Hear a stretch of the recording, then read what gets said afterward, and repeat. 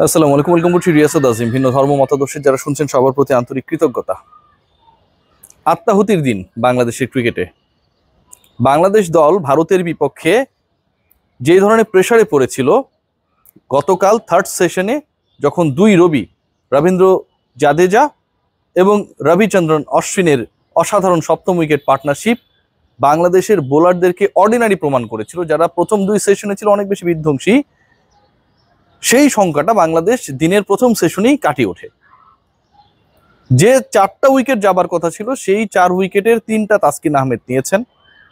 বাংলাদেশ দলের হাসান মাহমুদ ফাইফার মেরেছেন পরপর 2 টেস্টে। এবং শেষ পর্যন্ত যেই ভারত, একটা সময় মনে হচ্ছিল যেভাবে পার্টনারশিপটা হয়েছে এবং যেভাবে গতকালের থার্ড সেশনটা তারা শেষ করেছে, হয়তো 500 করে ফেলতে পারে, সেই তারা 400 করতে পারলো না। একটা আশার আলো জেগেছিল এবং সেই আশার আলোকে নেভানোর জন্য একের পর এক ব্যাটার আত্মাহুতি দিয়েছেন। তবে সবচেয়ে স্টাইলিশ, সবচেয়ে দারুণ, চমকপ্রদ, যেটা আসলে ইউনিক বলতে পারি আমরা, মানে যত ধরনের অভূতপূর্বকে রিপ্লেস করে ওয়ার্ডস রয়েছে প্রত্যেকটাকে আমরা ইউজ করতে পারি, সেটা করেছেন লিটন কুমার দাস এবং সাকিব আল হাসান। একটা দল যখন তার ব্যাটিং ইনিংসে এবং সেই ব্যাটিং ইনিংসে ওই পার্টিকুলার দলের যখন বাঁহাতি ব্যাটাররা একদম কমন ট্র্যাপে বারবার পড়েছেন, রাইট হ্যান্ড ফাস্ট বোলাররা এসছেন এবং এই রাইট হ্যান্ড ফাস্ট বোলাররা রাউন্ড দ্য উইকেটে বল করেছেন, বল হচ্ছে স্ট্যাম্প বরাবর করেছেন অথবা ঢুকিয়েছেন ভেতরটার দিকে, বাংলাদেশের ব্যাটাররা একজনের পর একজন তাদের ঝামেলাপূর্ণ ডিফেন্সকে সামনে এনে বোল্ড হয়ে আউট হয়ে চলে গেছেন। যেই ব্যাটিং ডিপার্টমেন্টে বাঁহাতির সংখ্যা এত বেশি, সেই বাঁহাতিদের ধসিয়ে দেবার জন্য খুব কমন সূত্র টিম ইন্ডিয়া ইউজ করেছে এবং তাদের ইউটিলাইজেশনকে আমরা 100% ঠিকঠাক এটা প্রমাণ করে দিয়েছি। কিন্তু আমি কেন আসলে মমিনুলের কথা, সাদমানের কথা, জাকেরের কথা শুরুতেই আলোচনা না করে লিটন এবং সাকিবকে নিয়ে আসলাম, সেটা একটা প্রশ্ন জাগতে পারে। এবং সেই প্রশ্নের উত্তরটা খুব সহজ। কি জানেন? দুজন ব্যাটার সেট হয়েছেন, কমেন্ট্রি বক্সে তামিম ইকবাল প্রশংসায় ভাসাচ্ছেন লিটন কুমার দাসকে, হর্ষা ভোগলে প্রশংসায় ভাসাচ্ছেন লিটন কুমার দাসকে, রবি শাস্ত্রী এই দুজনের প্রশংসা শুনছেন এবং তিনি তার কমেন্ট করছেন। প্রশংসায় ভাসতে ভাসতে লিটন এমনভাবে ভেসে গেলেন, স্লিপ করলেন, স্লিপারি জায়গায় পেছলালেন, যে একটা সময় হর্ষা এবং তামিম ইকবাল তাদের মনে হতেই পারে যে তারা এতক্ষণ যা বলছিলেন সেটা যেন দুঃস্বপ্ন হয়। একজন ক্রিকেটার বিরুদ্ধ বাকের বলে সেট হওয়া ক্রিকেটার অলমোস্ট আমরা বলতে পারি, যেভাবে সুইপ খেলতে গিয়ে আউট হয়ে গেলেন এবং বাংলাদেশের প্রাথমিক টার্গেটটা যখন দ্রুত 4 উইকেট হারানোর পর হওয়া উচিত ছিল ফলোয়ান এড়ানো, ঠিক তখন সাকিব লিটনের যে পার্টনারশিপ গড়ে উঠছিল, যখন এই ধরনের আত্মাহুতি দেন, এই ব্যাপার নিয়ে আসলে বলার কিছু থাকে না। লিটন রাওয়ালপিন্ডিতে অসাধারণ করেছেন, 138 দারুণ সেঞ্চুরি করেছেন, মিরাজকে নিয়ে দারুণ পার্টনারশিপ করেছেন, 26-এ 6 উইকেট যাবার পর সেটা করেছেন। সেই ক্রিকেটার যখন এরকম একটা মিস্টেক করেন, এটাকে মিস্টেক বললেও আমার কাছে মনে হয় যে কম হয়েছে, ক্রাইম করেন, সেটার কোনো ব্যাখ্যা হয় না। লিটন যদি ক্রাইম করে থাকেন, সাকিব কি করেছেন? সাকিব তো মহাপাপ করেছেন। সাকিব আল হাসান, যারা সাকিব ভক্ত আপনারাও চিন্তা করেন যে সাকিব আল হাসান অনেকদিন পরে ব্যাটে রানের একটা সুবাস দিচ্ছিলেন। রাওয়ালপিন্ডিতে বাংলাদেশ যেভাবে শেষ করেছিল সেখানটা আমরা কি দেখেছিলাম? সাকিব এবং মুশফিক শেষটা করেছিলেন। সাকিব আল হাসান এদিনও স্ট্রাগল করেছেন, সব সময় তার ওই এক্সট্রা স্ট্রাইপটা দাঁত কামড়ে ধরে রেখেছেন যেন তার হেড পজিশন ঠিক থাকে, অতিরিক্ত লেগের দিকে চলে না যায়, অথবা হেলমেট যেন কোনো কারণে সামনে এসে ডিস্টারবেন্স ক্রিয়েট না করে।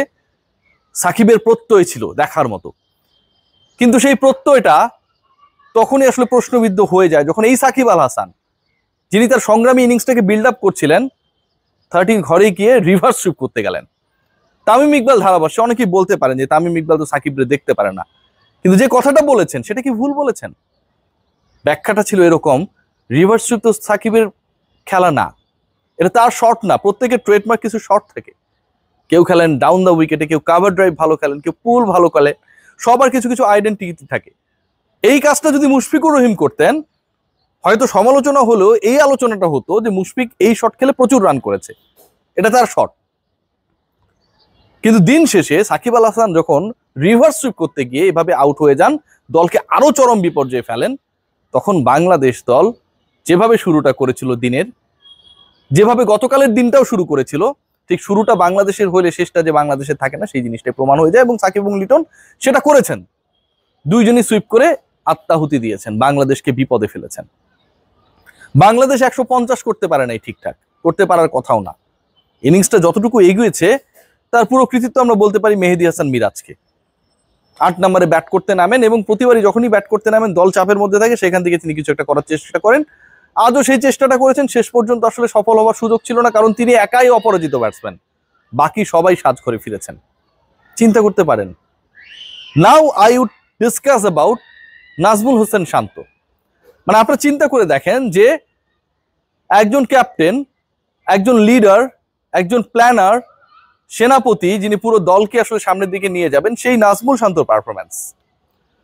নাজমুল হোসেন শান্ত আজকে বাংলাদেশের প্রথম ইনিংসে 1 ডাউন ব্যাটার, উইকেট চলে গেছে অনেকগুলা, এবং তিনি যেভাবে বলের প্রপার লেন্থ বুঝতে না পেরে অনেকটা সামনে এসে খেলার চেষ্টা করলেন এবং শেষ পর্যন্ত স্লিপে কট খাইলেন, এটার ব্যাখ্যাটা আসলে কি? প্রত্যেকটা ম্যাচে নাজমুল হোসেন শান্তর পারফরম্যান্স নিম্নমুখী।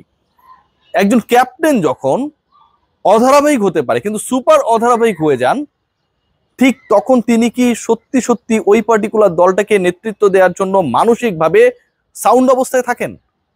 এটা কি পসিবল যে কারোর জন্য? আপনারা কি জানেন যে মুমিনুল হক কেন ক্যাপ্টেন্সি ছেড়েছিল? সেই গল্পটা মুমিনুল নিজেই শুনিয়েছেন আমাদের ইন্টারভিউতে। বলেছিলেন যে আসলে এমন একটা সিচুয়েশন ছিল যখন আমার কাছে মনে হয়েছিল যে ক্যাপ্টেন্সি আমার জন্য প্রেশার হয়ে যাচ্ছে, কারণ আমি প্রপারলি আমার খেলাটা খেলতে পারছিলাম না, সরে দাঁড়িয়েছেন।